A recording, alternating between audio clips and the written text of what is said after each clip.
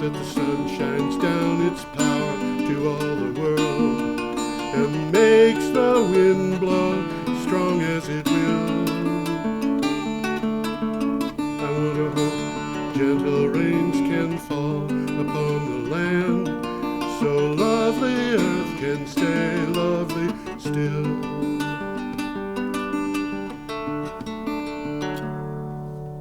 Hello, ladies and gentlemen. This is Energy Week with George Harvey, me, and Tom Fennell. In the flesh. In the flesh, the amazing Tom Fennell. I'm going to start out with an appeal, which I'm probably going to do every week from now on.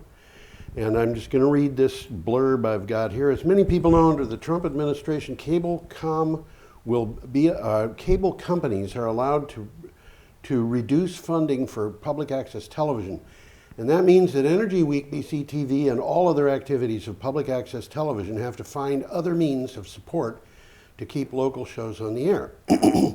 Energy Week may have to come up with $480 to cover costs for the coming year. We're not sure about the amount or even whether that's correct yet. It's a far cry from $10. Well, it's $10 a month, $480 okay. a year.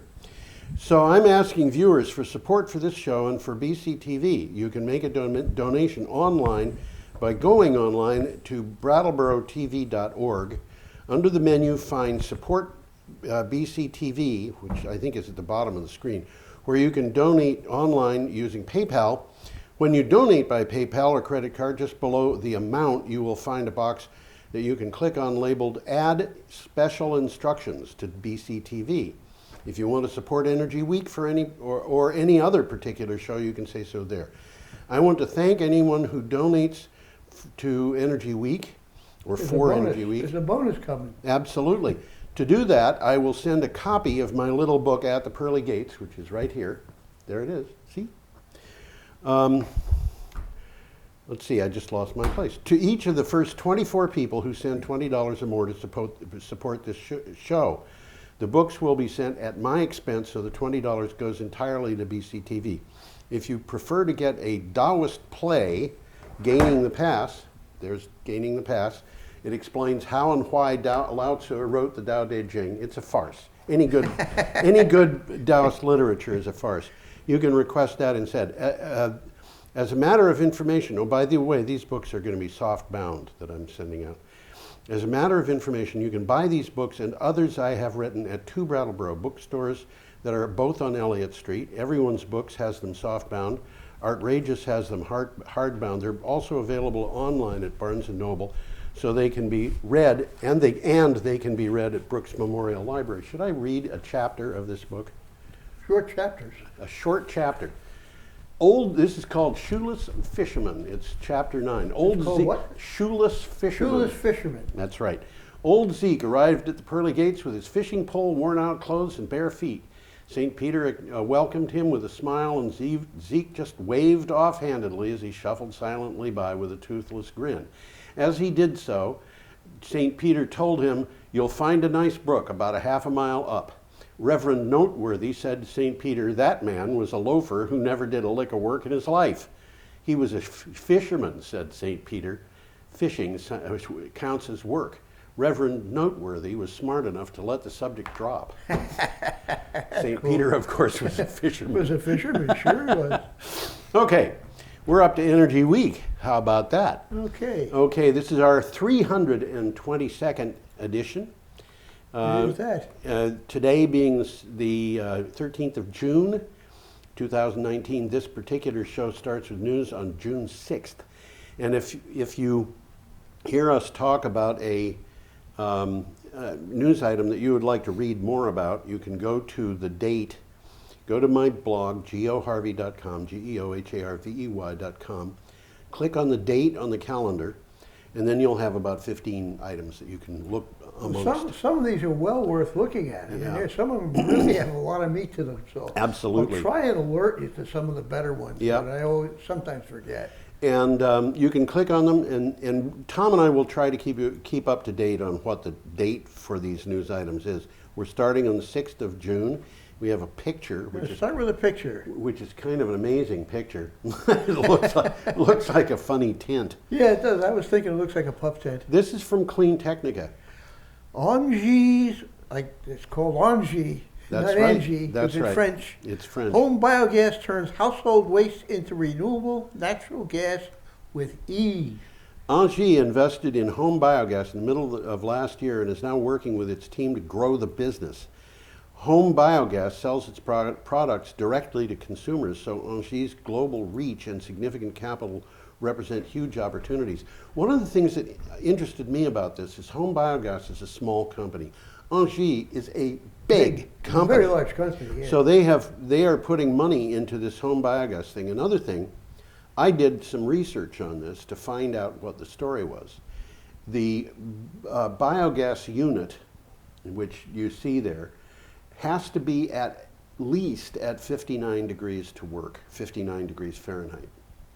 Ooh, it's not always that way. No, it's not always that way. So you've got to provide for it to Keep be. this indoors or something. Yeah, and that thing on the right side there that's sticking up that looks like a plumber's helper or something, that is actually a funnel to allow you to put kitchen waste in. And there is an alternate design that includes a toilet. I mentioned that, yeah. I got a couple of things here to say Oh, about okay, it. go ahead, Tom. Well, first of all, we know that residential natural gas that they pump in Yes. is made from fossil fuel. Yes. Okay, so it This is contributes to not. climate change. This home biogas unit takes yard waste and food scraps, breaks it down via anaerobic digestion, and captures the resulting methane gas. You can also add a biotoilet. Yep. Goes to the unit. And this is the interesting part of it. The units can be purchased as a kit that includes the biodigester that you're looking at and the gas storage unit, which I think is that little yellow thing. No, I don't think that's what it is. The gas storage unit. That could be for liquid waste. That's for liquid waste, and it looks like there is a pump on the left side there to pump liquid waste into that. Into that thing. And then the gas storage unit is that bag that's green and black on top of the whole thing. It could be. In any case, the whole damn thing, including the cooktop, is $650. Or $890 if you get it with a toilet. Okay. And it's a flush toilet. It is, huh? That uses 1.5 liters of water to flush into this thing. So they got their act together. I think they know what they're doing. I've read that there are a lot of units of this type in use in China, and the number that I've read varies from a low of 1 million to a high of 5 million. Well, it would seem that anybody who's living on their own land could use something like this. Oh yeah, absolutely. I mean, it's either composting, throwing it away, or something like this. And this way you get the most return for And money. if you compost anaerobically, which is what this is doing, and if you're piling things up, there's going to be some anaerobic composting there. But if you're composting anaerobically, you're creating methane. If you're not composting anaerobically, you're creating carbon dioxide. But either way, if you're creating methane, burning that methane into carbon dioxide is better than allowing it to go into the atmosphere, because methane is many, many times worse as a global greenhouse gas than carbon dioxide is. Yeah. Okay. We're going to be talking a little bit about that later too, I think. Yep. Yeah. Well, let's move on here. Okay, our next item is also from Clean Technica. U.S. energy market grows 232% in the first quarter. That's kind of an amazing number. I think it is. Really, I mean, how would you like it if your bank account grew by 232%? Oh, that would be nice. U.S. deployed a total of 148.8 megawatts of energy storage in the first quarter of 2019, making it the strongest quarter forever for energy storage. It broke the previous record, set in the previous quarter, by 6%. And it grew 232% over the amount deployed in the first quarter of 2018.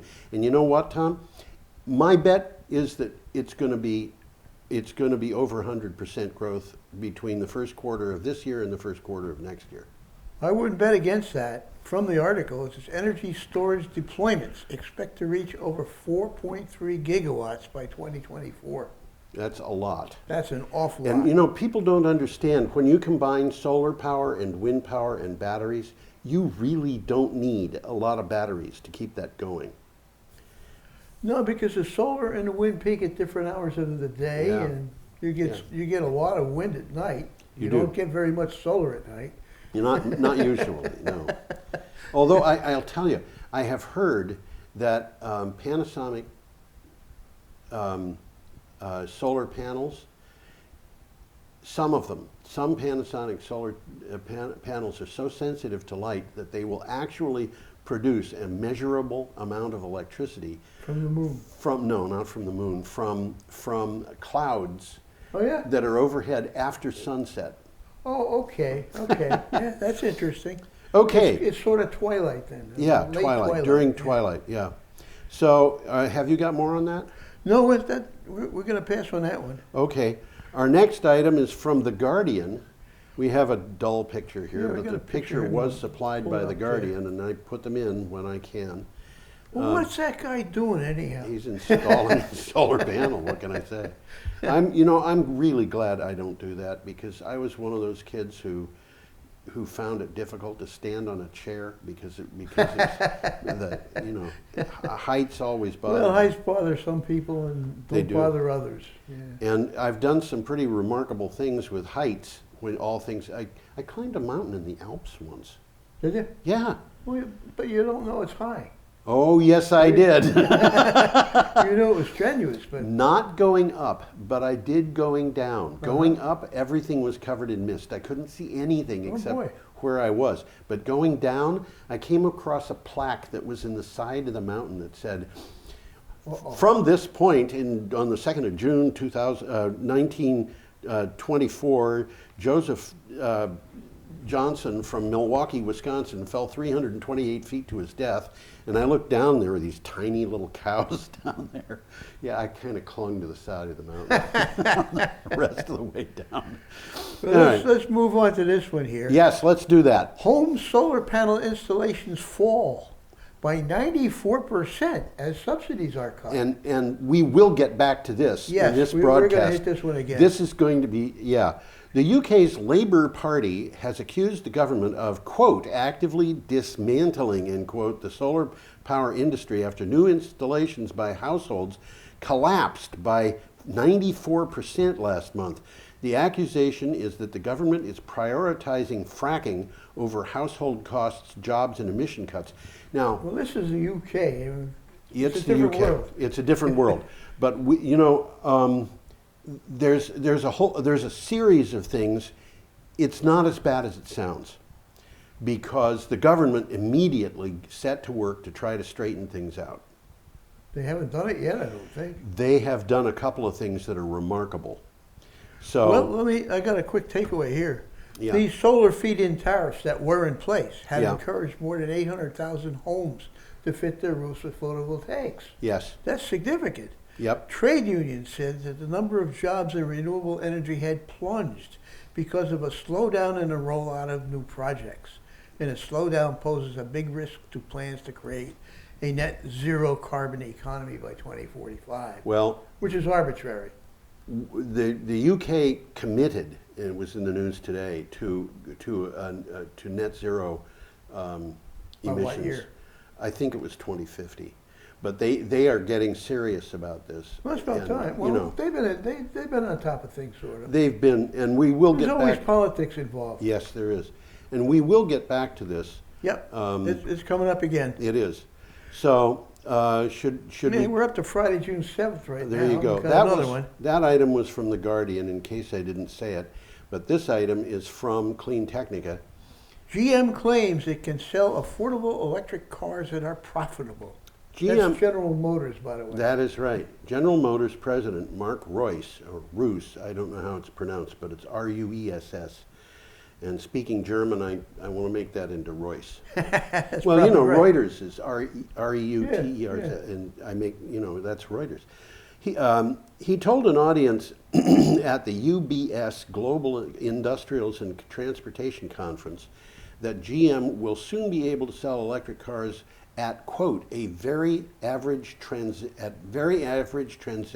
transaction prices. It's not a tongue twister. I'm just turning it into one. End quote. He made that thing about I said that quote right. The tongue twister thing was part of. I'm kidding. He said GM's EVs are being engineered to make money at low cost. Make money for whom? Well, they're going to have to do something like that, or they're going to be out of business. Yeah, and we're talking about GM here. Yeah.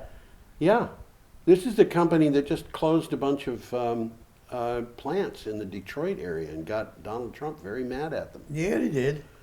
Well, Royce added that the cost of building an electric car is coming down, Yes. while the cost of adding technology to conventional gas burners to make them meet regulations is going up. Okay? And so GM plans to have 20 all-electric models on sale globally by 2023. Yeah, well, that doesn't That strike doesn't me mean America, that's globally. Yeah, and it Like doesn't China? strike me as a huge transition either. Well, they're going to have to do something or they're going to be out of business. I mean, Yeah. Okay. right now the Chinese are building electric cars like they're going out of style, and they're not going out of style. Yeah, and the Indians are building electric cars, and they're being built in Brazil. Why aren't they being built in the United States aside from Tesla? Well, that's a good question. Damn Isn't good it? question. Isn't it? And it's You inertia, I think. You know what I saw in the news, and I didn't include it in this broadcast, and I'm not going to include it in the next one, but Elon Musk Yeah. actually has an electric automobile/submarine. Is he really? He The headline says Elon Musk is not James Bond, but Let's move along here. We got Okay. a nice looking turbine coming we have up. a nice picture of a turbine, and This is the GE Heliod X, and it's the largest turbine in the world right now, by a lot. by a lot, yeah. GE bet. Oh, you're supposed to Yeah, I'm read supposed this. to Sorry say that. about that. GE bet on fossil fuels, lost nearly $200 billion misjudging renewable energy transition. Wow. Wow. Why couldn't they have dumped a little bit of that into our pockets? We could have told them in advance. For 1% of that, I would have said, here's the plan. General Electric's profitability collapse over the last few years can be largely attributed to the company's inability to judge the accelerating pace of the global energy transition away from fossil fuels and toward renewables, a study claimed. Did I include in this, do you remember anything about General Electric and hydrogen? No, you haven't. Okay. Later in the week, General Electric said, those gas turbines we've been making can run on hydrogen. Remember that. They put a lot of money into gas turbines. They put a lot of. lost their shirt on it because That's nobody right. wants them. Nobody wants them. However, GE is saying, here we have the ability to run these things on hydrogen. The hydrogen can be manufactured using things like offshore wind power. So that halide Like turbine. renewables, any kind Yeah, of- any kind of renewables. Let's take a quick look at this Heliod here because it's interesting. Isn't it? That particular one, and I don't know if it's a real one or not, there's only one of these in existence right now. It's in Amsterdam, and it's kind of a pilot project. Yeah. Okay, and I don't think it's 12 megawatts, but the one that they're planning to come up with next is 12 megawatts. That's pretty big. That's About twice as big as anything else that's available. Well, 12 megawatt turbine would power Brattleboro, I think. I think it would. Yeah. Yeah, I think it would. In any case, what you're looking at there is the largest turbine in the world. It is huge. Huge. It's a third of the height of the world's tallest building, which is in Dubai. Well, just to give you an idea of how big that is, that thing that looks like a fence running around the top, I'll put the picture back up. yeah, that is a fence running around the top so people don't fall off. So you can judge the size of that by the size of that fence. Yeah. I was trying to figure Yeah. that out. That nacelle, I think, is probably pretty close to 3 stories tall. And guess that. it's got to be well over 2. I guess that, yep. That rectangular thing in the side, I think, is probably too short to be a door for a human being. But nevertheless, that thing is huge. If you had that thing sitting out in the middle of a cow pasture and punched a few holes in the side and put windows in, you could live in it. Maybe someday someone will. Well, let's kind of a couple of good takeaways here. Yeah. GE made a massive bet on the future of natural gas and thermal coal. Yep. And they lost. They lost. Okay. The value destruction was driven by the collapse of the thermal power construction market globally. Yes. Which we've talked about here on the show. We have indeed. Okay. Caught GE by surprise. Entirely. Didn't okay? catch us by surprise. GE assumed wrongly that demand for natural gas and coal would continue to track global economic growth. Well, I can see why they guessed that, but their source was off. Now, this is interesting because this is what we're looking at here. Did it say what the source was? They might have got that information from the U.S. Department of Energy. I don't think it said that, but it could very well have. The Energy Information Administration is just wrong. We're going to talk about that too. 100% of the time We're going to be talking when they about get that. into futures. Go ahead, Tom. GE does have a renewables division, which we're looking at here, which is working on projects like the huge 12 megawatt Heli X offshore wind turbine. Yep. With 350-foot blades. That's big. Each blade is 350 feet. is longer than a football field with its end zones. Yes. Yeah. Let's move along. We're gonna meet Michael Bloomberg. Michael Bloomberg. Yes, we've got an item here from the New York Times.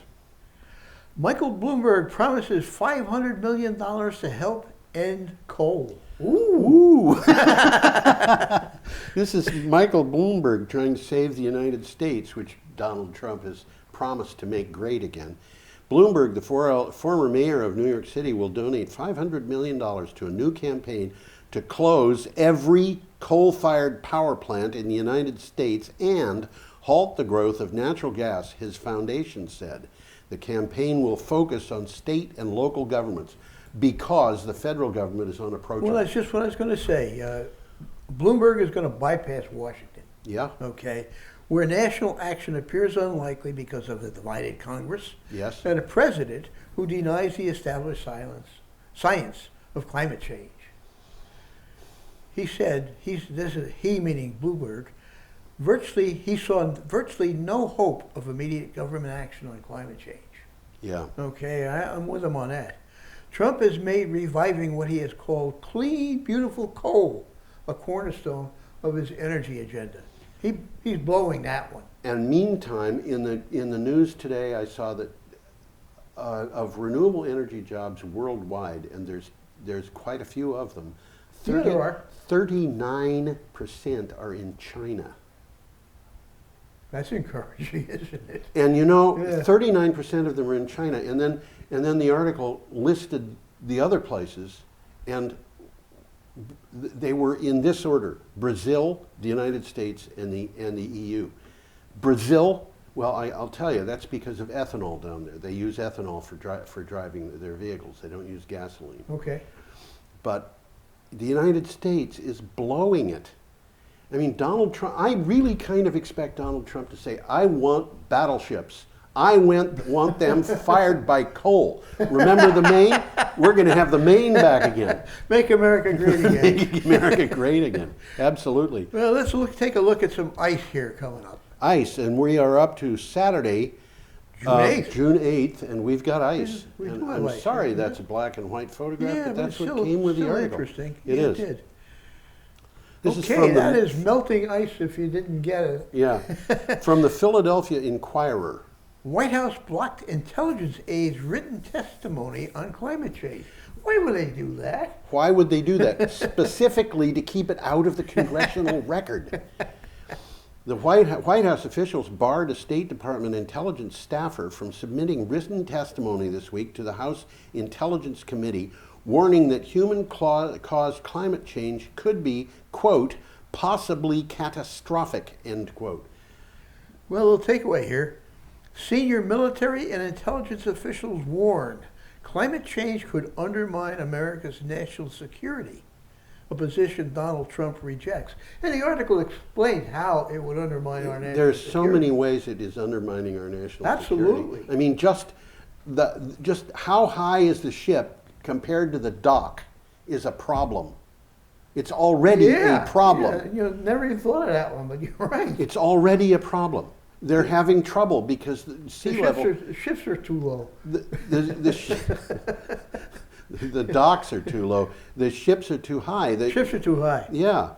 Okay, should we go on? Yeah, let's move along Our to next- the Frankfurter Allgemeine I can't. I'll say try it. German. I'll try it and see if I get it right. Well, we'll get to it. German states say renewables rollout need not wait on grid expansion. There's a problem in Germany. This is one of the most exciting articles I've seen recently, and you really have to understand what's going on in order to see why it's exciting. What are you going to tell us? This is from the Clean Energy Wire. Germany's federal state premiers agreed to push ahead with renewable rollout without waiting for grid improvements.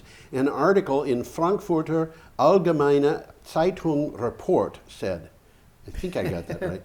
Green power can be used locally to produce hydrogen. Amazing. Which GE says, by the way, gang, we can burn that stuff. Synthetic fuels or heat.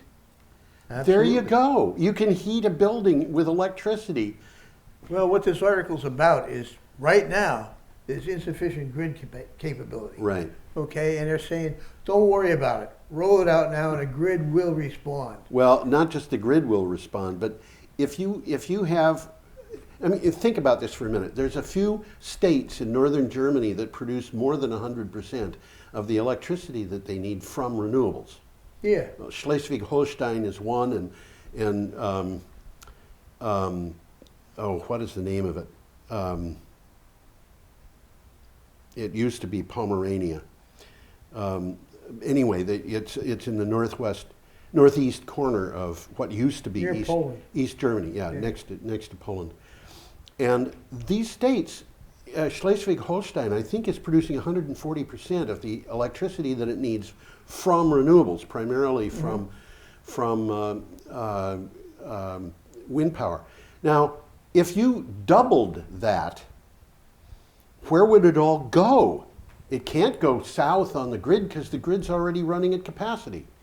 So what these people are saying is we can use that locally. We can use it locally for heating buildings. That means we don't have to buy natural gas from Russia anymore. Okay. We can use that locally for making hydrogen, which can make electricity during the times when the wind is not blowing. Which is storage. Yeah, storage. We can use that locally to make chemicals. They say synthetic fuels, but it really could be a lot of different chemicals. Absolutely. That are made from this. And and one of the chemicals that you can make from that is ammonia. And ammonia is used for all kinds of things. So we've got possibilities it's not that here. stuff that smells bad that you use in your kitchen. No, it's the stuff that smells horrible that they have as a gas, really. But basically what's happening here is, on top of everything else, they're saying, oh, if we don't wait until the grid expands, we don't have to export the electricity. We can use it locally, and that means we don't have to export money for fuels we import now, and we don't have to worry about the fact that we've got a few people who need employment because they can be employed in new industries we're going to create. Sounds like a good idea. Yeah, it sounds like a good... For them, anyhow. Climate change and renewable power is the biggest business opportunity that has ever come down the pike. I never heard anybody say that. That's a pretty good idea. That's pretty true. Really. Yeah. And Donald Trump and his people in Washington are denying it because it's a bad business opportunity for people who are too heavily invested in oil and things of that nature. Exactly. Okay. Well, let's move on here. Our next item is from CNN. CNN, right. And also, well, we'll get to that. Automakers, fearing prolonged regulatory uncertainty, tell Trump to cut a deal with California on emissions. This is important. A group of 17 world automakers, and this includes, by the way, I looked them up, GM and Ford, does not include Chrysler, by the way. That's interesting. Yeah. A group of 17 automakers wrote President Trump asking him to abandon his plans to scrap the emission standards That almost doesn't make sense.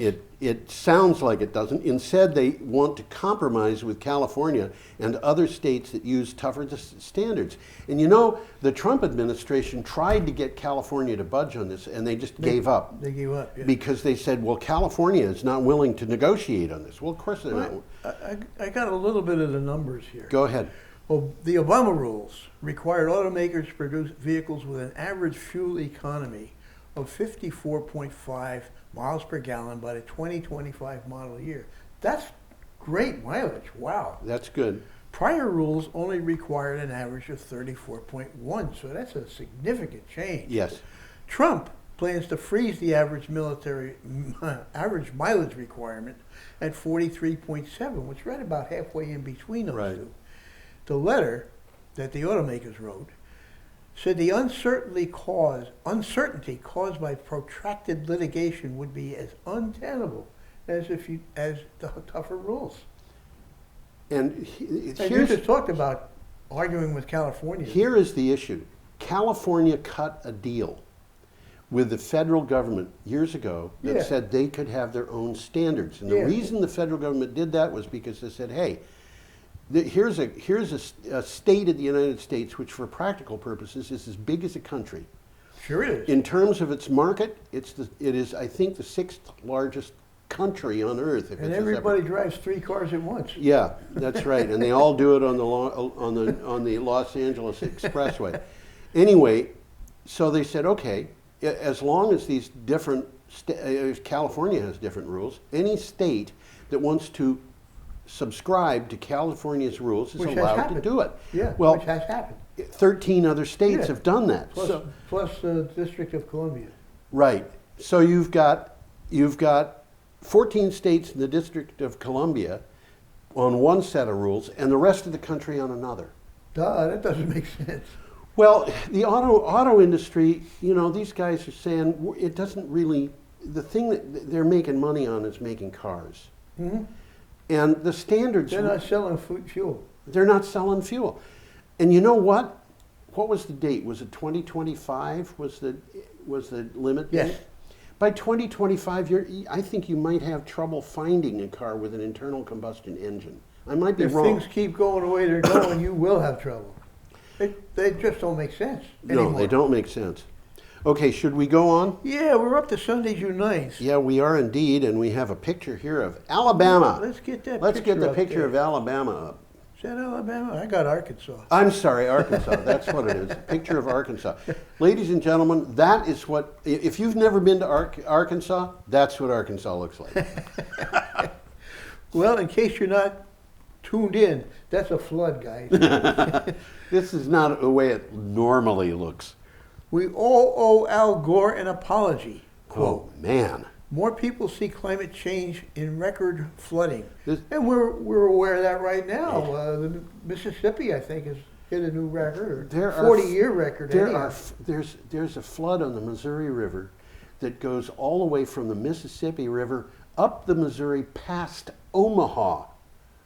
So what are we talking, 500 miles? I don't know how many miles, but for crying out loud, this is a flood that crosses Missouri, runs along Kansas, and then runs a fair number of miles up the border between Nebraska and Iowa.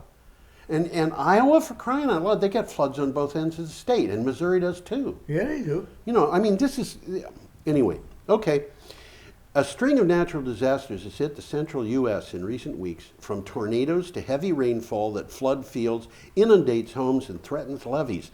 For many people, there is a clear connection between new weather patterns and climate change. And you know, if you think about it, you don't need a lot of flooding to produce a huge agricultural problem, because you can't plant. No, absolutely. You can't plant on a flooded field, even if it's an inch. Yeah. You know, these fields are under feet of water. They're going to lose their crop this year. Well, the midsection of the United States right now still is getting a lot of rain. They're getting more. Yeah. This is crazy. And by the way, 2 years ago, a third of the United States was in drought. Today, California's just getting out of drought. None of the United States was in drought the last time I looked. Yeah, California's just getting out, and Oregon's getting out, and I shouldn't say that. There were northwestern or southwestern Canada's there was getting out a of it. tiny bit of the Alaska Panhandle that had a little drought. But That's all that's left now. Huh? that huge, and of course, you know what's going to happen. Fires. Well, they're already having a bad fire season in California, but and a part of that is because of so many dead trees standing. But the problem is they're going to have water, they're going to have water, they're going to have water, they're going to have water, and then the water will go away and it'll stop raining, because that's the pattern we're getting into. Yeah. Okay, should we go on? Yeah, let's move on. We're Got an item here going from back to England. Going, yeah, and this is where we're picking up after the last thing. This is from the Guardian. New rules gives households the right to sell power back to energy for duh. All of a sudden, all of these solar companies that have been laying people off are going to be calling them up saying, hey, Joe, come back. We got a job for you. Britain's biggest energy companies will have to buy a renewable energy from customers under new laws to be introduced this week. Homeowners who install new rooftop solar panels from the 1st of January 2020. That's too far down the road. But anyway, they should have done it It sounds retroactively. kind of crazy that they couldn't do this. Will be able to sell the energy they do not need back to their supplier. And, you know, but as I said, the government of the UK said that they were going to go to net zero by 2050 or something like that. It's closer than that. Well, this is a takeaway from the article. Homes and businesses can now be paid for producing clean energy, just like traditional generators. Why did it take them so long? Yeah. This will help bring down prices for everyone as we use cheaper power generated locally by our neighbors. Government also wants to encourage people with rooftop panels to install batteries. Well, that's a good idea. It's just a good idea. Okay, we've got an item here. We're still in the UK. Let's look at the picture here. We got, whoop. Oh, did you want to go back to that picture? Well, that's Arkansas. this is Arkansas. That is and- Fairborn. And this one is Wales. That's right. It looks like a lot like, looks almost a lot alike. Yes, they do, except that the UK. one... Yeah, go ahead. UK Village considers the unfathomable, tearing itself down before nature does. And you can see it's pretty precarious. Yeah, there is a seawall along there, and the waves are hitting the seawall. Hitting that seawall. There's no beach here. It looks really. looks like a beach, but it isn't. And the seawall's natural. A lot of it is. Yeah. They've been beefing it up. Yes, at quite a considerable yeah. expense. Fairborn, a village in northwest Wales, is built on a natural floodplain. The reinforced embankment that protects it from flooding was upgraded after a flood in 2014 at a cost of £6.8 million, which is $8.7 million. But it will only hold up for so long as the seas keep rising. This was built... Well, what they seem to have decided is the flood is inevitable. It will happen. It will happen. So they're preparing right now. The article says they're in the midst of a very slow emergency. They're Yes. considering relocating residents, the whole town, and yielding the land to the sea by the middle of the century. Yes. Everybody's going to move. Everybody's going to have to move. Move. This is the first town in the UK that is going to have to move everybody out because of ocean level rise. There have already been 2 towns in the United States that have had to face It's this. happened up in There's Alaska. others that are coming along. Yeah, one in Alaska, one in Louisiana. But the fact is, what is the name of the parish in Louisiana? The furthest west. The furthest southwest parish Yeah, in yeah. Louisiana. I forget the name. We talked about it on We've the talked show. about it. Basically, everybody in that parish, which is counties, it's the size of a They're county. going to have to move. Everybody in the parish is going to have to move. Well, the very end of this article just referenced London and the Thames estuary as being a possibility. Well, yeah, and you know, in London, they're going to do whatever they can to keep the sea level out. They've already put in floodgates. They're going to have to put in bigger They're going to ones. have to put in more than Yeah. just the floodgates. But here is a tiny village. You can't spend $1 billion protecting a tiny village. Well, I looked at a picture, Yeah. a map of the village, and it's very precarious. It's really surrounded by water Yeah. on 3 sides and on the 4th side Well, by mountains. you know, Tom, another thing too here, is that, and this I think is a little bit telling, this village is only 110 years old or something. 150 years ago, people weren't living there. Why weren't they living there? Because it's very low. Yeah. That area would flood. It would be marshy. It would be difficult. And the people who moved in said, "Well, we can do something with this land." Well, they did something. They made a village, but Made a nice village, yeah. with the sea level rise, there's no way they're going to be able to do that. They never counted on that. And by the way, you know, a comment that I got a couple of months ago, a person was saying sea level isn't rising; it's the land is subsiding, and is that happening over there? it doesn't have to. I mean, it isn't happening in London. It's not. It is happening in Louisiana, but it's not happening in many places. The thing is, NASA has got satellites up that can actually measure the height of the ocean relative to the center of the Earth to within about a quarter of an inch or less. And That's pretty accurate. It's pretty accurate, and this is the average ocean sea level height that they have and this is worldwide. It doesn't have to be near land. And what they're seeing is, yeah, there's a couple of places, they're kind of like the size of a push pin on a big picture of a map of the world, where the ocean level, because of currents, has actually gone down. But Is that so? worldwide, Yeah. sea level has been rising, Been rising. And this is not a joke. And when scientists say this, they're not a bunch of people who sit in the back of a room saying, well, what are we going to figure out here? What would be a good thing to tell people? They're people who are spending their time doing the math, doing the measurements, figuring out what's going on. So there you go. No, we got a different landscape coming up. Look at it. A little different. Let's push Monday, this one June up there. 10th. And this Okay, is that from is- that the is- National. That is Jordan's Wadi Rum, which means Sand Valley. Yeah. Okay, and it says how countries can learn from Jordan's renewable energy pivot. Jordan, with a total generation capacity of about 4,000 megawatts, has 285 megawatts of wind and 771 megawatts of solar power. It wants to have 2,000 megawatts of renewable capacity by 2021. Its move toward renewables, started in 2015, is impelled by both economic and humanitarian pressures. And by the way, put Wadi Rum up there. yeah, it looks like Lawrence of Arabia, doesn't it? Very much so. Yeah. Oh, it is in Arabia. Well, sort of. Yeah, Yes, I suppose it is.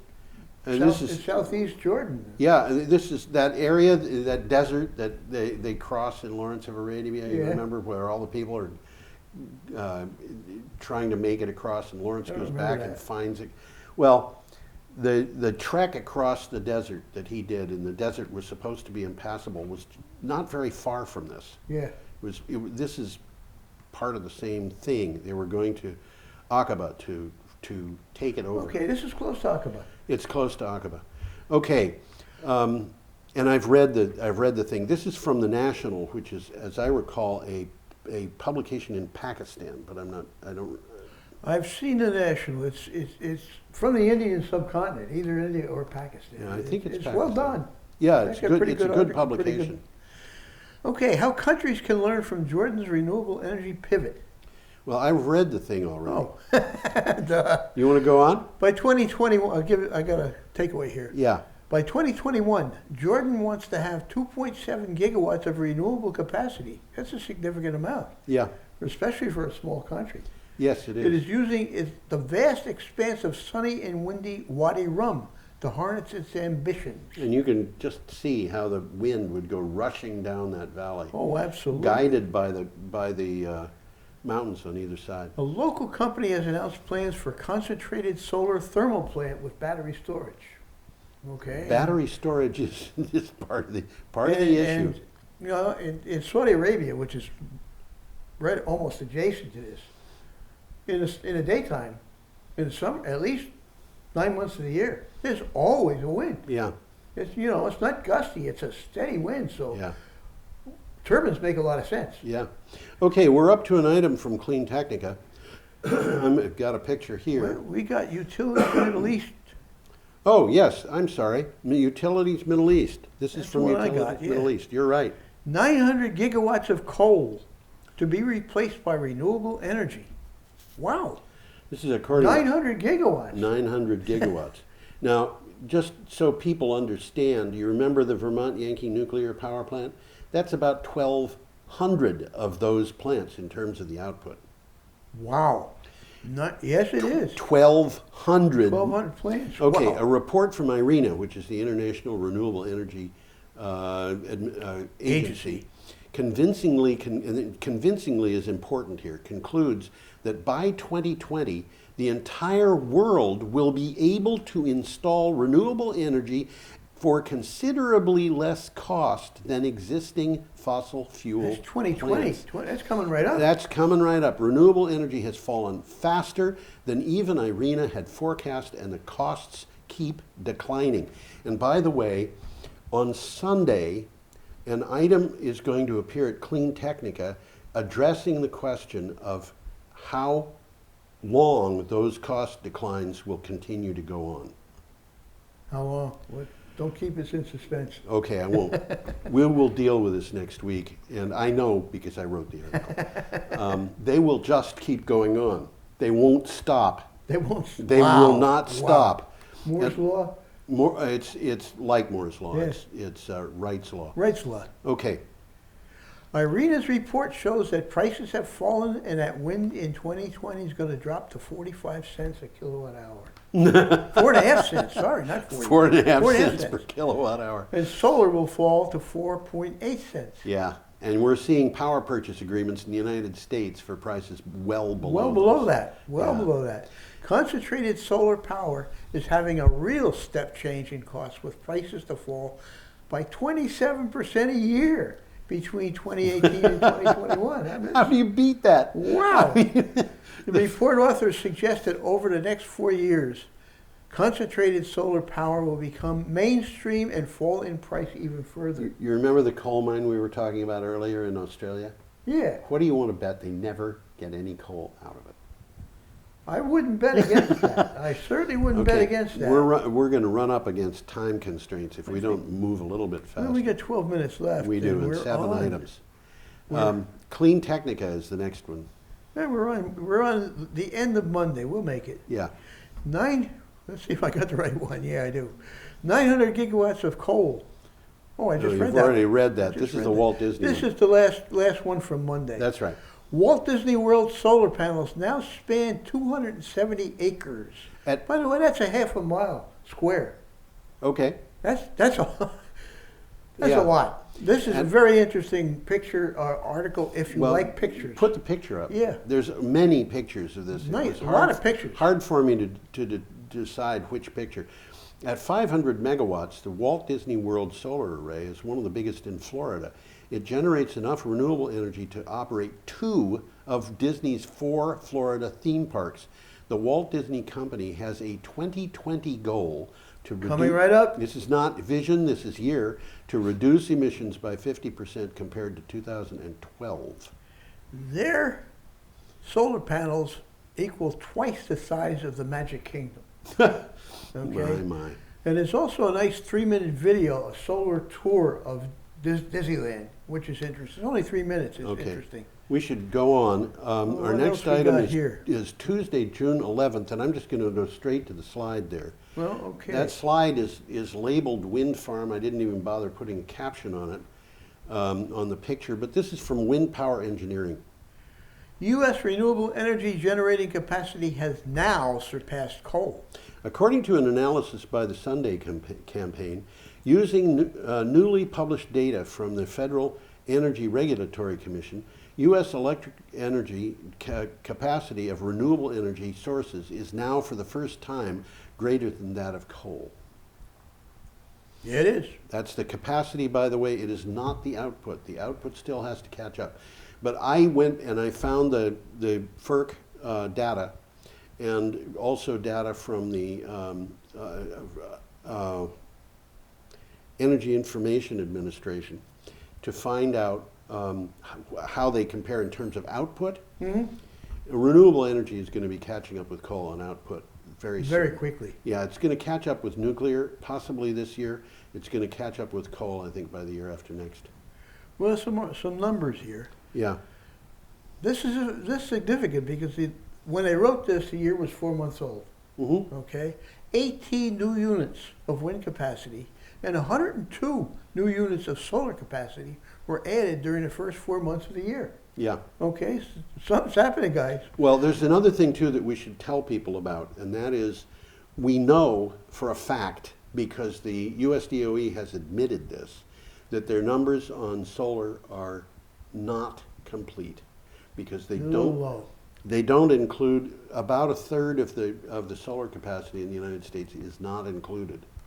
Well, they're only including The big ones. large ones. Yeah. Yeah. What do they call utility scale? Yeah, so they're saying about 3%, more than 3% of our capacity is solar. And in fact, I think it might be, we may be well over 4%. Well, again, from the article, the nation's renewable energy capacity has been adding on average a percentage point each year. Mm-hmm. Okay, in 3 years, renewable energy sources will provide nearly 1/4 of the nation's total available installed generating capacity with wind alone. Yes. Okay, well, wind alone, wind alone accounting for over 10% and solar almost 5%. Yes. The balance will be provided by hydropower, biomass, and geothermal. Yep. Okay, our next item is from the Grand Haven Tribune. Big town. Yeah. BLP, which we will find out what it means, Mm-hmm. replaces canceled wind investment with lower cost solar. That was a fortuitous. And this is really an interesting article. This is not a big town, but it's interesting how this came down.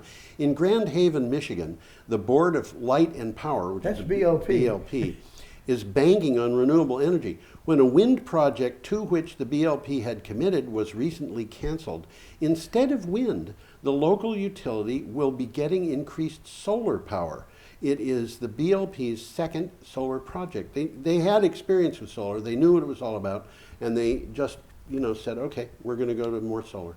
Well, their coal burning plant, which up until now or recently has been providing most of their energy, Yes. is closing. Yes. Okay, so they got to do something. Yeah, they do. And they are. Yeah, that plant is going to close in about a year. June of next year. June of next Yep. year, that's right. The new plan brings a net decrease in power costs. The result of this being a lower price is really the result of solar power getting cheaper. Okay, our next item is from Renewables Yeah, now, and we have a Costa picture Rica. of a wind farm in Costa Rica. You'd never know it. No, you wouldn't. Costa Rica's renewables produce 99.9% of power in May. Costa Rica obtained 99.9% of its electricity from renewable sources in May, according to the country's power utility, and I'm not going to pronounce the name because I don't pronounce Spanish well. 5 renewable sources were responsible for the production of 894.02 gigawatt hours. Other producers provided 0.17 gigawatt hours. Wonder By what the the other way, producers were. I don't know, but if you do the math, it's not 99.99%. It's actually something like 99.9825% or something like. But I looked at that and I said, "Is that really 99.9?" No, it's not. Well, put it into perspective. During the month, the national electric system consumed almost 1,000 gigawatt hours. Yes. Yeah.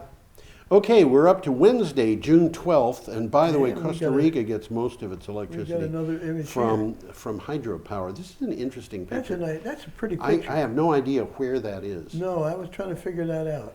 Okay, this is from Power Engineering Magazine, and we're up to Wednesday, June 12th. Well, let's see what we look like instead of the mountain. Now, that's what I look like. Why don't you put us Yeah, both up? Put us both up. That Yeah. can be done. It can be done. Yeah, there we Okay. go. Utility scale wind becoming top renewable energy source this year, says the EIA. The annual power production from wind energy will surpass hydropower and become the top U.S. energy resource for the first time this year, the DOE's Energy Information Administration forecast in an outlook it released. That's what EIA means. That's what EIA means, yes, Energy I hate Information these Administration. acronyms. You know, the thing that bothers me Yeah. is that here in southwestern Vermont, we've got about 90 different organizations that have a V in an acronym, and I cannot keep them straight. U.S. Okay. electricity generation from wind totaled close to 1 million megawatt hours in April. Yeah. Wow, that's a new record. Yeah, All renewables will produce 18% of the U.S. generation mix this year, almost 20% next year. And what's happening here is coal's part of the mix is declining rapidly. Coal is falling from 27% 2018 to 24% this year, 23% a year later. You know, I don't think it's going to be 20% in 2020. Probably not. Gas-fired plants totaled 35% last year and should reach 38% by 2020. That's fracked gas. I think it's going to go on for a while. I think the EIA is not in the same ballpark with FERC on this. I'm not sure, but they're both US DOE, but I think they're different. Okay, our next item is from Forbes, India.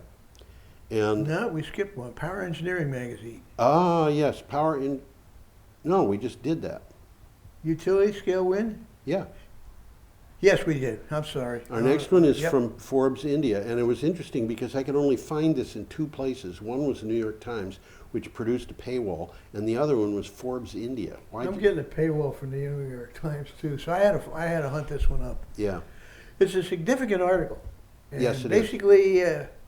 Summing the article up, money talks. Yes. Climate change poses major risks to financial markets, U.S. regulator warns. A top financial regulator is opening a public effort to highlight the risk that climate change poses to national financial markets, setting up a clash with a president who has mocked global warming and whose administration continues to suppress climate science. So we've got a financial regulator, and by the way, this is a guy who's in the, I forgot. They gave us his name, but I didn't write it down. Did you have the agency that he's in? It's the Securities and Exchange Administration, I think. I don't. No, it was a heavy. Yeah. It was a heavy hitter. It's a heavy one, and this guy was appointed by Donald Trump. Yep, he was. But he was appointed under circumstance where the law says you cannot have too many people, more than a majority, simple majority, in one political party. So they had to find somebody who was not a Republican. Yeah, so he's a Democrat. It happens he's a Democrat, but you know he's going into this and just saying, we've got a problem and we've got to deal with it, and if we don't deal with it, it's going to create quite a mess in the financial markets. This is basically what he said. The financial risks from climate change are comparable to those posed by the mortgage meltdown triggering the 2008 financial crisis. Right. So they're on the same level. Yeah. Only the ones from climate change, I think it'd be worse. It is abundantly clear that climate change poses financial risk to the stability of the financial system. Yeah. Now, this guy is heavy enough to say something like that. Yes, indeed. We have to go on, Tom. Well, we have an item. This is the last article. Yeah, it is. We got 1 minute and 45 seconds. Right. This is from E&E News. Are old Midwest coal plants pushing renewables offline? We have a picture here. Yeah, we do. State utility commissions in Minnesota and Missouri are looking at the way companies run older coal plants, even when those plants are not the cheapest option. By doing so, they may be squeezing out lower carbon resources and raising costs for customers. Well, I read the article in depth, and not all of this is pernicious. I mean, something like running a nuclear plant, they don't like to be turned on and off. Right.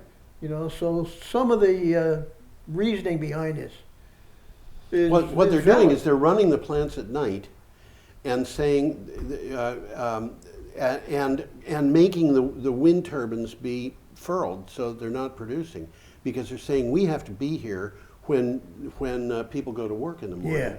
Yeah. And basically, that's what they're saying. Yeah, and you know, this is a situation that is ripe for change, because batteries go in. Those batteries are going to replace coal-burning power plants. They can't not.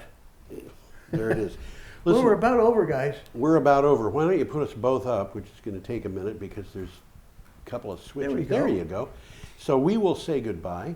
Goodbye. And hope that you come back. Let's see. That says, have a perfectly lovely week. Bye-bye.